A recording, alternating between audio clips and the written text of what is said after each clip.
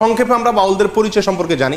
বাংলাপিডিয়াতে আছে, বাউল হলো লোক সম্প্রদায়ের একটা সাধন ভজন গোষ্ঠী যারা গ্রামে গঞ্জে গান গেয়ে ভিক্ষা করে বেড়ায়। বাউলরা কোনো মসজিদেও যায় না, কোনো মন্দিরেও যায় না, কোনো ধর্মগ্রন্থে তাদের বিশ্বাস নাই।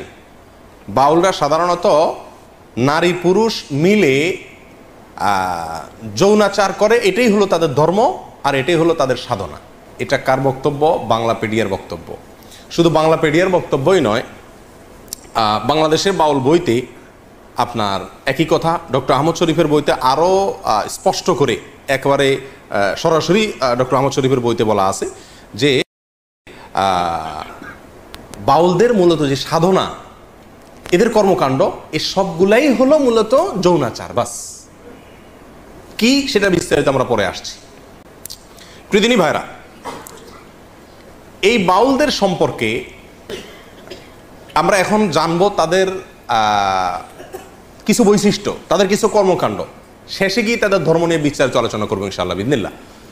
বাংলাদেশে মুসলমানদেরকে একটা ধর্মের লোক মনে করা হয়, হিন্দুদেরকে রাষ্ট্রীয়ভাবে স্বীকৃত একটা ধর্মের লোক মনে করা হয়, হ্যাঁ, খ্রিস্টানদেরকে একটা ধর্মের লোক মনে করা হয়, বৌদ্ধদেরকে একটা ধর্মের লোক মনে করা হয়, নাস্তিকদেরকেও ধর্মীয় দৃষ্টিকোণ থেকে একটা গ্রুপের লোক মনে করা হয়। কিন্তু বাউলদেরকে আমাদের সমাজ রাষ্ট্র আমরা মুসলিম হিসেবেই জানি।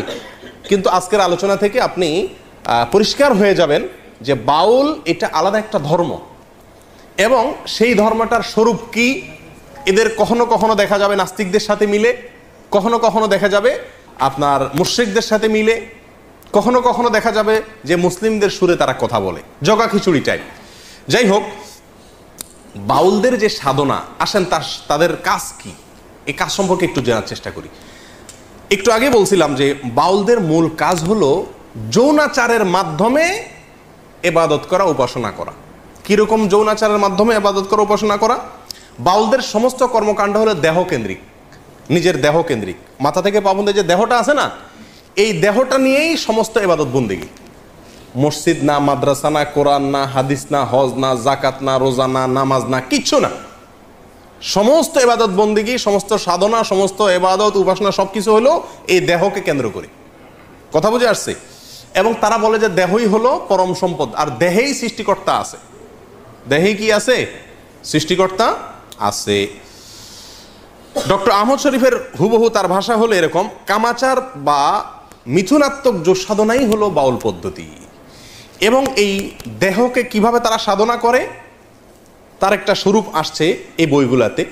যেমন বাউলরা আপনার তাদের একাধিক সেবা দাসী থাকে, কম বয়সী মেয়ে থাকে, এবং প্রত্যেক বাউলদেরই কমপক্ষে একজন সাধন সঙ্গিনী থাকে, মহিলা, যার সঙ্গে বিয়ে হওয়া জরুরি না, আরেকজনের বউ হতে পারে। আমি বলতেছি না, তাদের বই পুস্তকের কথা। পরকীয়া তাদের ধর্মে বৈধ, গাঁজা পান করা তাদের সাধনায় বৈধ। এই বাউলরা তাদের সাধনার পদ্ধতি হলো, একজন ব্যক্তি পুরুষের সাধনা করে, তার জন্য একটা মহিলা লাগে, এবং তারা মনে করে এই সাধনাটা কখন হয়? যখন এই পুরুষ এবং মহিলা ব্যভিচারে লিপ্ত হয় এবং তাদের অর্গাজম হয়, ঠিক ওই সময় নাকি সৃষ্টিকর্তা হাজির হয়ে যায়। বুঝে আসছে কথা? বাস, যত বেশি এটা করতে পারবে তত বেশি সে কি পারবে, সে সাধনা করতে করতে একেবারে সফল হয়ে যাবে। সিদ্ধ পুরুষ বলে তারা, সফল পুরুষ হয়ে যেতে পারবে যত বেশি সে এই যৌনাচার করতে পারবে এবং দেহ নিয়ে তথাকথিত সাধনা করতে পারবে। বাউলদের অনেক গান আছে যে গানের অর্থ আমরা জানি না। এদের একটা রহস্যের বিষয় হলো, এরা বলে একটা, উদ্দেশ্য না আরেকটা। আরবিতে এটাকে ইস্তেআরা বলে। বুঝে আসছে কথা? শব্দ বলে একটা, উদ্দেশ্য আরেকটা, খুব কৌশলে। সাধারণ পাবলিক বুঝতে পারে না। অনেক গান আছে আমরা এটাকে আধ্যাত্মিক মনে করি, অনেকে খুব গাই, টেলিভিশনে প্রচার হয়, আমরাও খুব গাই অনেকে, কিন্তু জানি না এই গানের অর্থ কি। তার ভিতরে এক দুটো আপনাদের দেখাচ্ছি। বাড়ির পাশে আরশি নগর, সেটা এক পড়শি বসত করে, আমি একদিনও না দেখিলাম তারে। এই গান শুনছেন আপনারা? এই গান সম্পর্কে বাংলাদেশের বাউল বইতে আমার কথা হলে বলতেন যে আপনি মৌলবী মানুষ, আপনি তাদের বিরুদ্ধে বলবেন। আমার কথা না, বাংলাদেশে কোনো মৌলবীর কথা না, বাউলদের মানে পৃষ্ঠপোষক বলা যেতে পারে লালন একাডেমির পরিচালক ডক্টর চৌধুরী তার বাংলাদেশের বাউল বইতে বলতেছেন যে এই গানটাকে আমাদের দেশে মানুষ অনেক উচ্চ মার্গের আধ্যাত্মিক গান মনে করলেও এই গানে যা বলা আছে সেটা নিছক যৌনতা, যৌনতার বিভিন্ন কথাকে ইশারা ইঙ্গিতে বোঝানো হয়েছে। কথা আমার না, কথা ডক্টর চৌধুরীর। এবং 368 থেকে 369 নম্বর পৃষ্ঠায় এই গানের বিশ্লেষণ সেই বইতে আছে, কেউ দেখে নিতে পারে। আচ্ছা, লালনের আরো বহু গান আছে, মানে আমি প্রায় সবগুলো কবিতা পড়ার চেষ্টা করছি আজ অনেক দিন থেকে, প্রায় 1.5 বছর থেকে চেষ্টা করতেছি নিয়ে পড়াশোনা করতে। তো যতগুলো গান আমার চোখে পড়ছে, যতগুলো কবিতা চোখে পড়ছে, তার বেশিরভাগ কবিতার সার মর্ম হলো যৌনতা, কিভাবে যৌনতা করবে, কিভাবে সাধন করবে, এগুলা পদ্ধতি বাস। আরেকটা কবিতা শুনেন, আমি কি সন্ধানে যাই সেখানে, মনের মানুষ যেখানে, আধার গড়ে জ্বলছে বাতি দিবারাতি নাই সেখানে, যেতে পথে কাম নদীতে। যারা বাংলা বুঝেন তাদেরকে ব্যাখ্যা করার দরকার নাই, কাম শব্দের অর্থ জানেন আপনারা শুদ্ধ বাংলায়? যেতে পথে কাম নদীতে, পাড়ি দিতে ত্রিবেণে, কত ধনির ধারা যাচ্ছে মারা, পইড়ে নদীর তোর তুফানে, রসিক যারা চতুর তারাই নদীর ধারা চিনে, উজান্তরি যাচ্ছে বে তারাই স্বরূপ সাধন জানে। মনে হয় যে নদীর ঢেউটা বলা হচ্ছে, জি না। বিশ্বাস করেন এমন কিছু ব্যাখ্যা আছে এই সমস্ত গানের যেগুলো আমি আপনাদের সামনে খুলে বলতে পারবো না, আপনাদেরকে বুঝে নিতে হবে। আরেকটা গান আছে খুব জনপ্রিয়, আফসোসের বিষয়, বাংলাদেশের ক্লাস 9-এর শিক্ষার্থীদেরকে পড়ানো হয়, সিলেবাসের অন্তর্ভুক্ত। এই গানটা আমরা অনেকেই জানি এবং বলি নিজেরা। সেটা কি? সময় গেলে সাধন হবে না। এই গানটা জানেন আপনারা? শুনছেন এই গানটা? সময় গেলে সাধন হবে না। এই গানটার অর্থ ব্যাখ্যা এত নোংরা, এত নিকৃষ্ট, বিশ্বাস করেন যদি সেটা বলতে যাই তো মানে সোজা কথা আমাকে চরম নির্লজ্জ হতে হবে, এটা আমার দ্বারা সম্ভব না। আমি খুলে আপনাকে বলতে পারবো না এই গানের পুরো ব্যাখ্যা, তবে কিছু ইঙ্গিত দিব। শুনেন পুরো গানটা, শুনেন কবিতাটা শুনেন। সময় গেলে সাধন হবে না, দিন থাকিতে দিনের সাধন কেন করলে না, জানো না মন খালে বিলে, মিন থাকে না জল শুকালে, কি হয় তারে বাদল দিলে শুকনা নদীর মোহনা, অসময়ে কৃষি করে মিশামিশি খেটে মরে, গাছ যদি হয় বীজের জোরে তবুও ফল তো ধরে না। এই গানের খোলাসা কথা আমি আপনাদেরকে বলি। বলা হচ্ছে যারা বাউল, যারা ফকির, যারা সাধনা করবে, এদেরকে বলা হচ্ছে আরে বেটা, দিন থাকতে দিনের সাধন করলি না, সময় থাকলে সাধন করতে হবে, সময় চলে গেলে সাধন করে লাভ হবে না। সময়টা কি? মেয়েদের ঋতুস্রাব, এর আগের সময়টাকে বোঝানো হচ্ছে। ঋতুস্রাবের আগের মুহূর্তে সাধন করতে হবে, ঋতুস্রাব হয়ে গেলে, মাসিক হয়ে গেলে তখন সাধন করলে আর কাজ হবে না। এ হলো খোলাসা কথা, আর এর চেয়ে বেশি আমি আপনাকে ব্যাখ্যা করে বলতে পারছি না। এখানে এই গানে যে এই কথাটা বোঝানো হয়েছে, এটা তো আমি দাবি করতেছি মৌলবী না, এটা বাউলদের বক্তব্য, তারাই বলতেছে যে এই গানের এই ব্যাখ্যা। রেফারেন্স নেবেন, একটা একটা করে নেন। এই গানের সময়, সাধন, মিন, বীজ, কৃষি এসব শব্দ যৌনকর্ম সংশ্লিষ্ট বিভিন্ন পরিভাষা।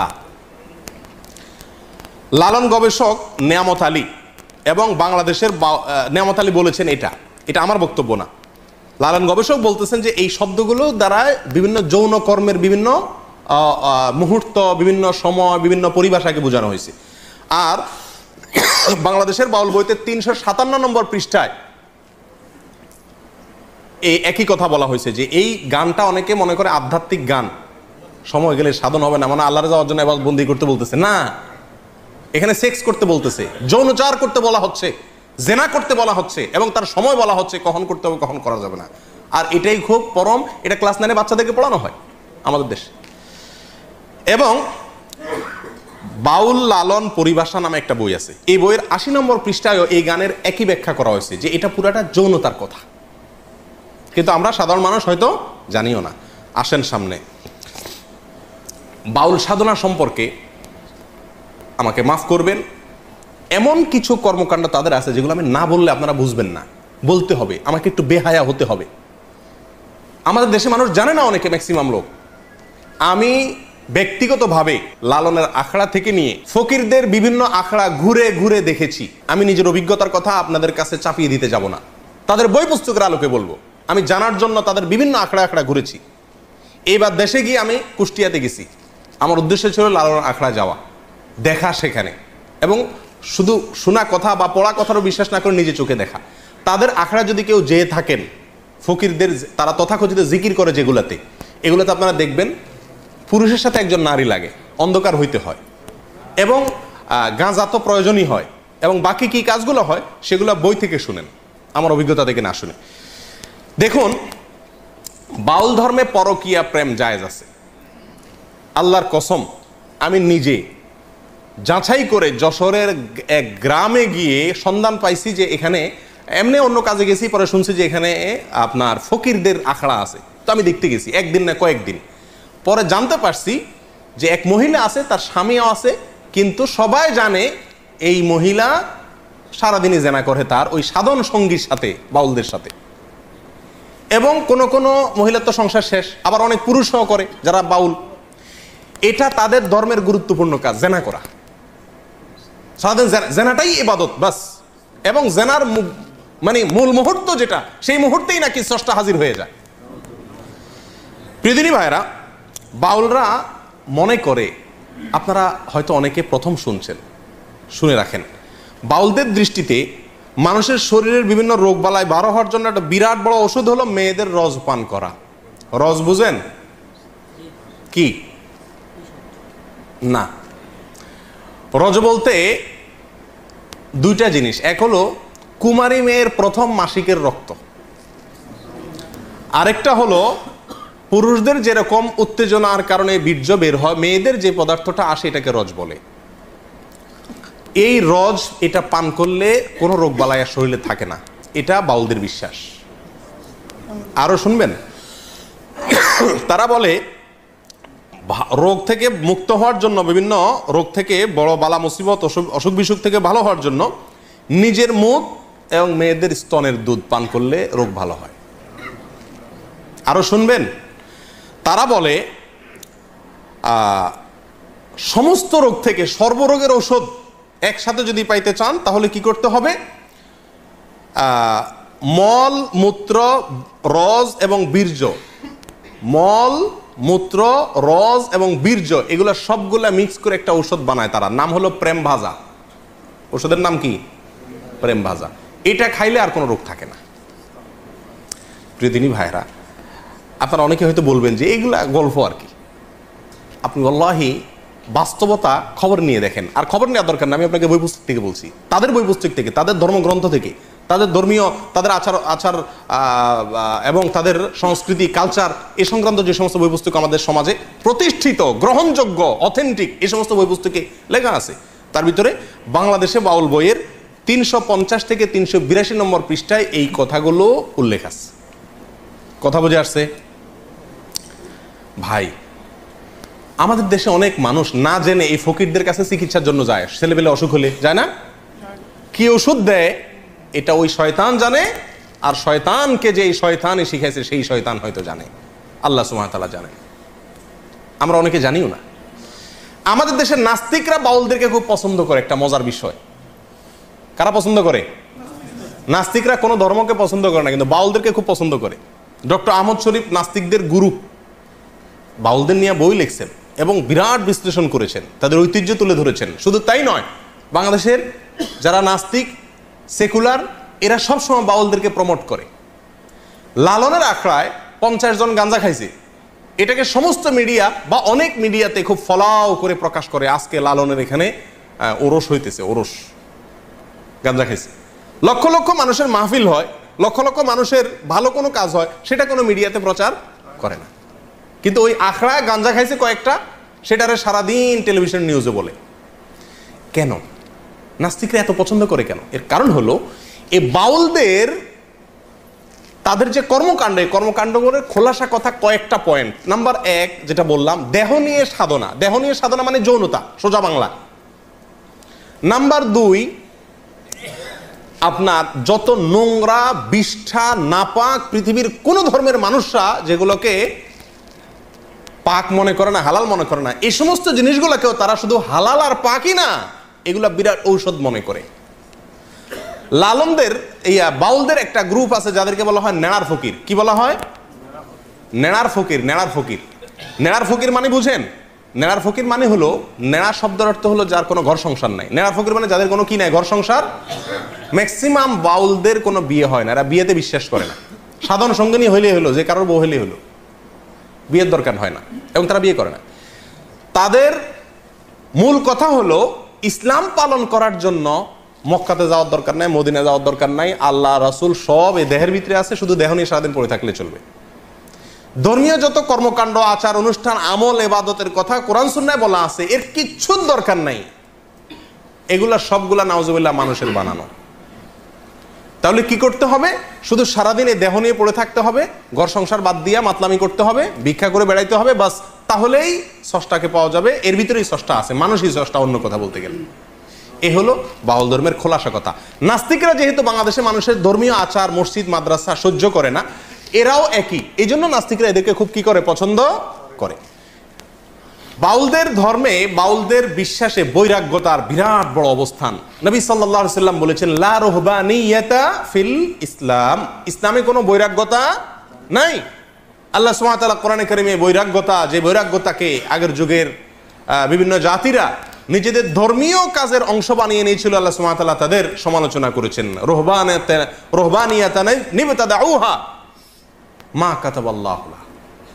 এই রুহবানিয়াত বা বৈরাগ্যতা, সংসার বাদ দিয়া ওই বৌদ্ধদের মতো এক কালার একটা কাপড় পরে, লম্বা চুল রেখে, গোসল নাই, পরিষ্কার নাই, নোংরা, আবর্জনা, ময়লা, এই অবস্থায় সময় পার করা, পাগলামি ছাগলামি করা, এটাই হলো জীবন। এটাই বলে বৈরাগ্যতা। এই বৈরাগ্যতা আপনার বাউলদের গুরুত্বপূর্ণ একটা আপনার তাদের গুরুত্বপূর্ণ একটা কালচার হলো কি থাকা, বৈরাগী হয়ে থাকা। কি থাকা? তারা কোনো সমাজের সাথে মিশতে চায় না।